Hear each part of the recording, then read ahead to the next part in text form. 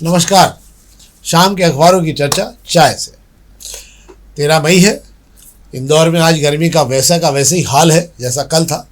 शहर में तमाम जगह से संदेश आने लगे हैं कि एसी 43 डिग्री के तापमान को झेल नहीं पा रहे हैं और बोल जा रहे हैं, मतलब उनका कंप्रेसर जो है वो फट रहा है। आग्रह है कि कृपा करके अपने संसाधनों को सुरक्षित करने के लिए विशेष रूप से ध्यान रखें, जो भी उसकी प्रक्रिया होती है उस पर ध्यान रखें। इसके अलावा आज केंद्रीय सरकार की गवर्नमेंट की बैठक थी, आज केंद्र कैबिनेट की बैठक थी, उसमें कुछ बिंदु पर फैसले हुए, वो मैं आपको जरूर बता देता हूँ। एक तो पेट्रोल डीजल की कीमत चरणबद्ध तरीके से बढ़ाई जाएगी, मतलब ये मान के चलिए आपकी पेट्रोल की कीमतें बढ़ना अब क्रम में शुरू हो जाएगी। ये अधिकतम 20 रुपये तक जाएगी पेट्रोल की कीमत और डीजल की कीमत कम से कम 38 रुपये तक। हालांकि लोग मना कर रहे हैं कि डीजल की कीमतें ना बढ़ाई जाए, इससे व्यापार में नुकसान होगा और महंगाई बढ़ेगी। सरकारी विभागों में नई भर्तियों पर रोक लगा दी गई है, पहले ही कम हो रही थी और जो है पूरी पूरी बंद कर दी जाएगी। विदेश यात्राओं पर रोक लगा दी गई है, सख्ती की गई है, मतलब सरकार के विदेश दौरों में कमी, virtual meeting, work from home का काम शुरू किया जाएगा। लग्जरी खरीद पर नियंत्रण, जो भी आप ये लग्जरी सामानों की जो भी खरीद होती आई है अभी तक, अब उस पर नियंत्रण लगाया जाएगा। विदेशी मुद्रा भंडार पर भी नज़र रखी जाएगी। आपको ये बता दूं कि विदेशी मुद्रा भंडार बहुत तेज़ी से नीचे जा रहा है। अगर यही स्थिति बनी रही तो आप ये मान के चलिए कि कोई आश्चर्य की बात नहीं, हम हमारा कटोरा लेके अंतर्राष्ट्रीय मुद्रा कोष के दरवाजे 1-2 महीने के अंदर पहुंच जाएंगे। महंगाई का दौर इसलिए आने वाला है कि 60 दिन का जो हमारा स्टॉक था वो खत्म हो चुका है, जो पुराने भाव पे खरीदा गया था। नए भाव में खरीद शुरू हुई है, उसका असर अब आम आदमी पर आएगा। ये तो बाहरी खबरें जो मैं आपको आखिरी में ही बताऊंगा। बहुत सारी जानकारियां ऐसे जुड़ी हुई जो मैं आपको बताऊंगा, आप आखिरी तक कार्यक्रम देखिएगा। पहले हम इंदौर की खबरों की बात कर लेते हैं। तो इंदौर में हम सबसे पहले अग्निबाण खबरों की बात करेंगे। गर्मी बहुत रही और पहली बार इंदौर के इतिहास में एक नया रिकॉर्ड दर्ज हुआ है कि इंदौर में बीती रात का तापमान 30.2 डिग्री पर पहुंचा है। इसके पहले कभी तक इतना ऊंचा तापमान नहीं गया। ये रिकॉर्ड कायम हो गया नए स्तर पे कि अब इंदौर में रात का तापमान भी 30-31 डिग्री तक जाने लगा है। अगर 31 गया तो आप ये मान सकते हैं कि 32 डिग्री तक रात का तापमान जो है महसूस किया जा रहा था और इसीलिए रात को बहुत सारे पंखे काम नहीं कर रहे थे। और इंदौर में अभी माना जा रहा है कि अगले कुछ दिन और यही स्थिति बनी रहेगी। तापमान 42-43 और हो सकता है कि 44 भी पहुंच जाए। इंदौर के आसपास तापमान उज्जैन में कल 44 के पार जा चुका है। क्या सर? जी बिल्कुल, मैं आपको बता दूं कि मध्य प्रदेश में की औद्योगिक राजधानी कहे जाने वाला इंदौर जो है सबसे ज़्यादा कमाई करने वाला शहर माना जाता है। इस सियासत में जो है मध्य प्रदेश की सियासत पर असर डालने वाला शहर माना जाता है।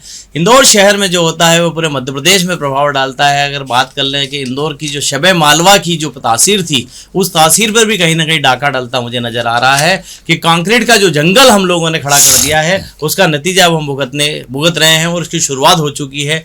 बीते साल हम लोगों को इतना एहसास नहीं हुआ जितना इस साल एहसास करा रहा है। कल आप जान के हैरत करेंगे कि दिन का जो पारा था 43 डिग्री पार कर गया था, जो इंदौर के लिए हिला देने वाला पारा था। इंदौर की तासीर में इस तरह की गर्मी जो पहले कभी देखी नहीं जाती थी। बात कर लेते हैं रात में, जो शबे मालवा रात में अपनी ठंडक लिए रहता था वो शबे मालवा रात में भी तपने लगा है। मतलब आप समझ जाइए कि खतरे की घंटी बज चुकी है।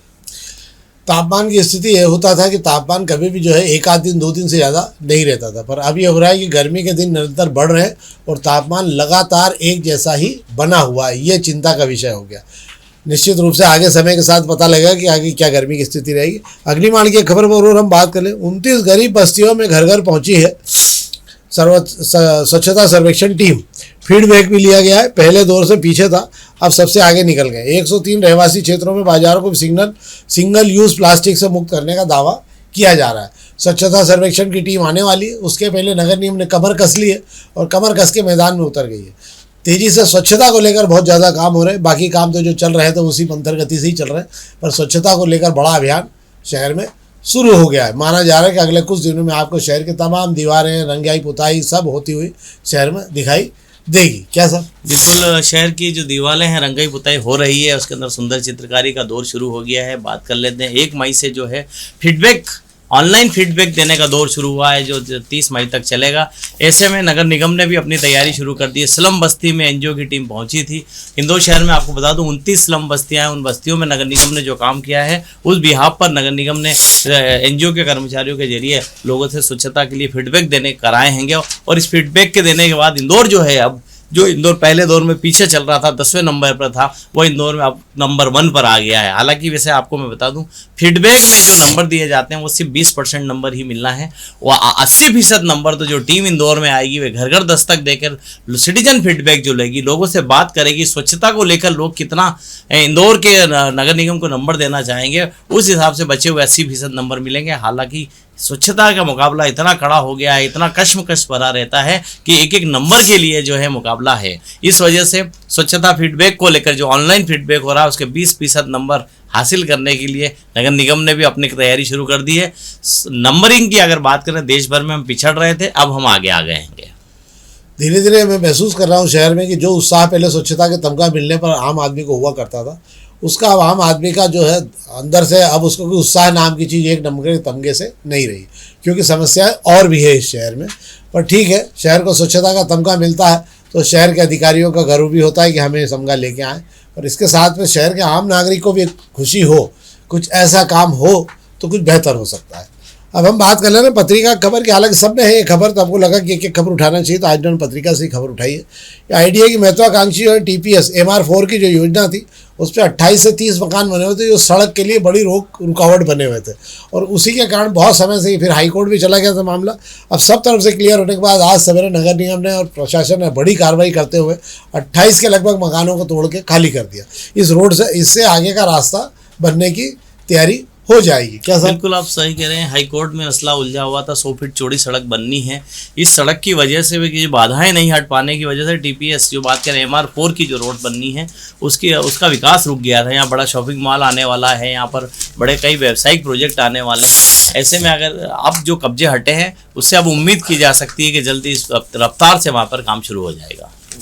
अब हम प्रभात खंड खबर की बात कर रहे हैं। प्रभात खंड की एक खबर है, पार्षद पुत्र ने वॉलमैन को पीटा, काम बंद हो गया। नशे के साथियों के साथ रात को ये मामला अंततः थाने गया, उसके बाद की जानकारी तो नहीं है, पर थाने तक क्या मामला। गर्मी बहुत है, मुझे लगता है नेता पुत्रों को भी गर्मी अब चढ़ने लगी। क्या सर? जी बिल्कुल आप सही कह रहे हैं कि गर्मी के ऊपर फिर नेता पुत्रों को गर्मी, उसका नशा अगर आपके साथ है तो उस गर्मी को और बढ़ा रहा है। बात कर लेते हैं पानी को लेकर। इस शहर में जो बेपटरी हो गया है सिस्टम, उस सिस्टम की वजह से ये सारी जो है घटनाएं हो रही। अगर बात करें तो 2 दिन पहले पार्षद लाल बहादुर वर्मा ने नगर निगम की टीम को पीटा था। कल जो रात में उसको लेकर कल सुबह प्रदर्शन हुआ था। त्रिवेणी नगर टंकी के यहाँ पर रहवासियों ने प्रदर्शन किया था कि अवैध कनेक्शन कर लिया गया है, और सुबह प्रदर्शन हुआ था। और रात के अंदर गुलाब बाग की टंकी पर पार्षद बालकृष्ण सोनी के पुत्र ने जो है अमित सोनी ने वहाँ के जो वॉलमैन को रात में साथियों के साथ शराबखोरी वहाँ पे की, और उसके बाद उसकी जमकर धुलाई कर दी। धुलाई इतनी तगड़ी कर दी गई कि नाराज कर्मचारियों ने एका बना लिया, और स्कीम नंबर 54, 74 बॉम्बे हॉस्पिटल सहित आधा दर्जन टंकियों के कर्मचारियों ने काम बंद कर दिया और सब अपने घर की ओर लौट गए। आपको बता देता हूँ, आज पुलिस तक भी मामला पहुंचा था, लेकिन बड़े अफसरों और नेताओं ने इसके अंदर सुलह कराने की कोशिश की, पर वो वीडियो सामने आ चुका है। इस वीडियो के अंदर पार्षद पुत्र अपने साथियों सहित वॉलमैन की पिटाई कर रहे हैं। ये परंपराएं धीरे धीरे अब शहर में बढ़ने लगी हैं। मुझे ऐसा लगता है साथ धैर्य की बहुत कमी होगी राजनेताओं के पुत्रों में। राजनेताओं से ज़्यादा उनके पुत्रों में गर्मी आप देख सकते हैं। बाहर की गर्मी की तो बात अलग है। अब एक और बार हम बात कर लेते हैं, हरसिद्धि से 3 इमली चौराहे का जो रोड है उसको आदर्श रोड बनाने को लेकर टेंडर हुए हैं। 3 टेंडर हुए हैं, जिसमें हरसिद्धि से लेकर इमली बाजार चौराहे तक, 3 इमली चौराहे तक का एक पूरा रोड जो है ये बनेगा। इसके अलावा सौंदर्यीकरण होगा। 2 रोड है जिसके अंदर बड़े पैमाने पर खर्च किया जाएगा पैसा, करीब 2-6 करोड़ रुपए के लगभग तीनों पे खर्च हो रहे हैं। इसके टेंडर भी आज जारी हुए हैं। एक अच्छा, मुझे लगता है अगर ये रोड सुंदर हो जाएगा तो वैसे सुंदर ही, पर और भी सुंदर हो जाएगा तो ज़्यादा बेहतर हो पाएगा। क्या? बिल्कुल आप सही कह रहे हैं। हरसिद्धि की बात कर लें या 3 इमली चौराहा की बात कर लें, या फिर बात कर लें प्रतीक सेतु के नीचे शहीद पार्क बनाने को लेकर, शहीद स्मारक बनाने की तैयारी की जा रही है। पर सबसे बड़ा सवाल ये उठता है, शहर में अभी इस तरीके की सड़कों पर आप इतना सौंदर्यीकरण पे कितने करोड़ों रुपए खर्च कर रहे हैं, उसकी बजाय जिन जगहों पर सड़कें नहीं है, जहाँ गड्ढे हैं, मुझे लगता है उसकी मरम्मत पहले की जानी चाहिए। ये सड़कें तो पहले से बनी हुई है, इनके सौंदर्यीकरण पे इतना पैसा क्यों खराब किया जा रहा है। बात करते हैं कि हम प्रतीक सेतु के नीचे शहीद स्मारक बना रहे हैं। शहीद स्मारक बनाने का मुझे औचित्य समझ में नहीं आया कि आईडीए ने जो आपको करोड़ों रुपए लगाकर MR9 पर जो शहीद पार्क बना के दिया है उसकी सूद तो कोई ले ले ना, नगर निगम उसको अपने झोली में लेने को तैयार है ना आईडीए। वजह है कि उसका जो खर्चा है मेंटेनेंस का वो कौन उठाएगा। ऐसे में बेफिजूल की जो खर्ची की जा रही है, मुझे लग रहा है ये जो पैसा इस तरीके का खर्च किया जा रहा है, इस पर रोक लगाई जानी चाहिए। कम से कम 20 टेंडर ऐसे हैं जो आपने निकाले हैं, पर कम से कम 40 काम ऐसे हैं जो आपसे हो नहीं पा रहे हैं। मुझे ऐसा लगता है नगर निगम को आप टेंडर निकालने का काम बिल्कुल बंद कर देना चाहिए। क्या मालूम ये क्यों टेंडर निकाले, जब आपकी हैसियत नहीं, आपके पास पैसा नहीं है और आप कर नहीं सकते हो, तो क्यों निकाल रहे हो आप 2-2, 3-3 बार एक काम के टेंडर। मुझे लगता है जो काम चल रहे हैं टॉप प्रायोरिटी बेसिस पे उन कामों को 6 महीने के अंदर ख़त्म करना चाहिए पहले, उसके बाद एक साथ आप भले ही चाहे तो टेंडर निकालें।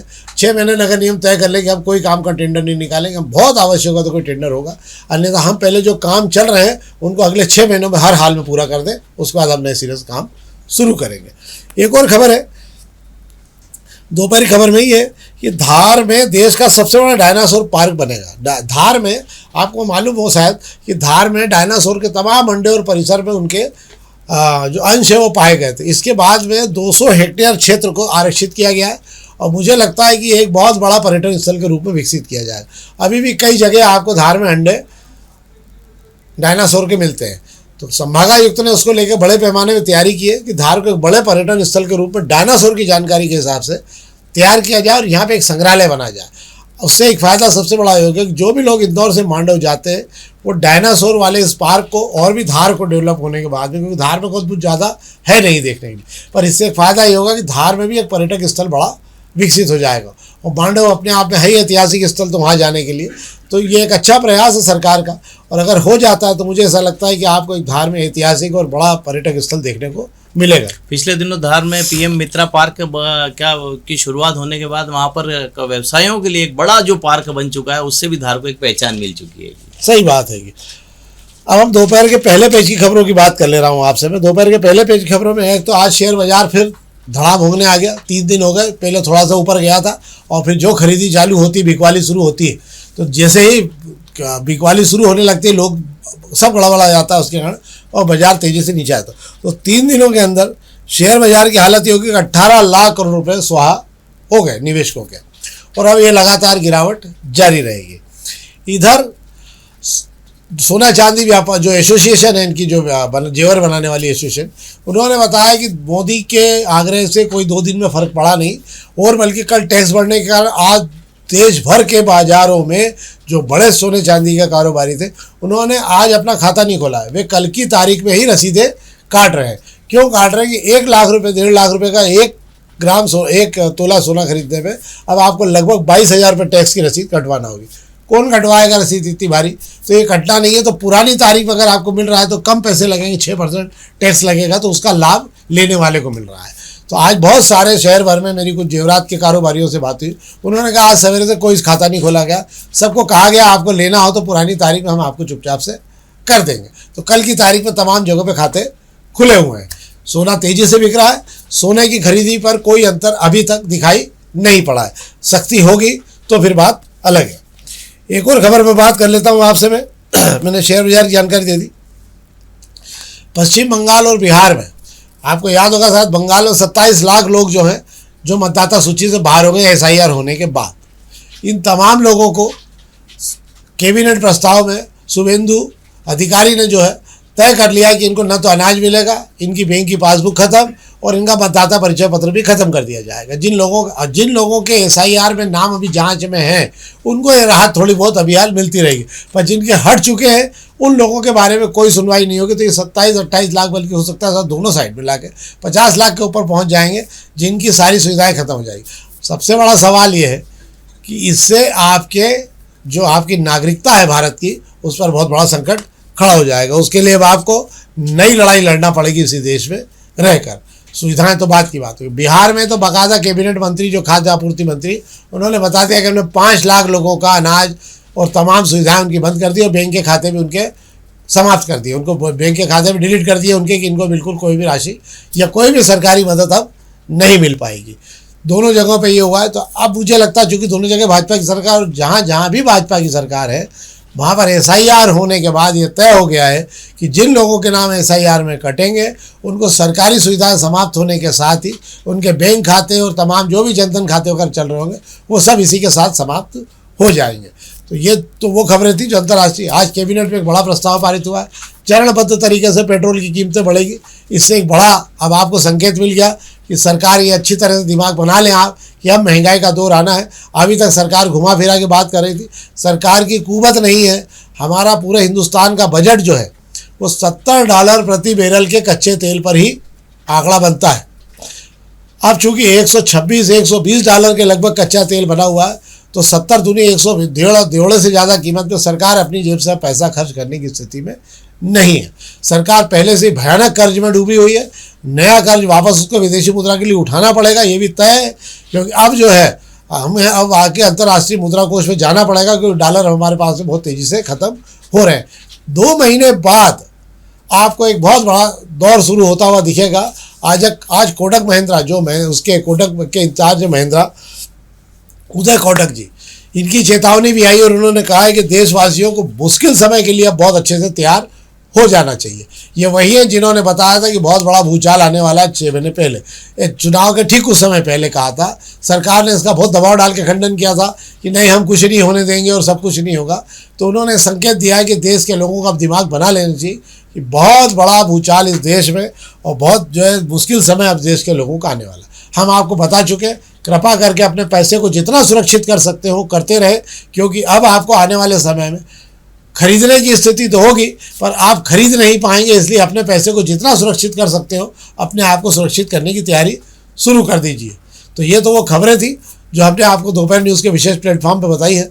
हमारा आपसे आग्रह है, इसी के प्लेटफॉर्म पर एक दोपहर फटाफट भी आता है जिसके अंदर 7 मिनट में अपने सारे शहर की जानकारी आप ले सकते हैं। उसके अंदर आप चाहे तो उस कार्यक्रम को भी देखें, वो भी बहुत अच्छा कार्यक्रम आता है, पूरे शहर की जानकारी 7 मिनट मिल जाती है आपको। तो हम आपसे आग्रह है इस कार्यक्रम को लाइक करिए और अधिक से अधिक अपने मित्रों तक इसके लिंक को ट्रांसफ़र करिए। बहुत बहुत धन्यवाद।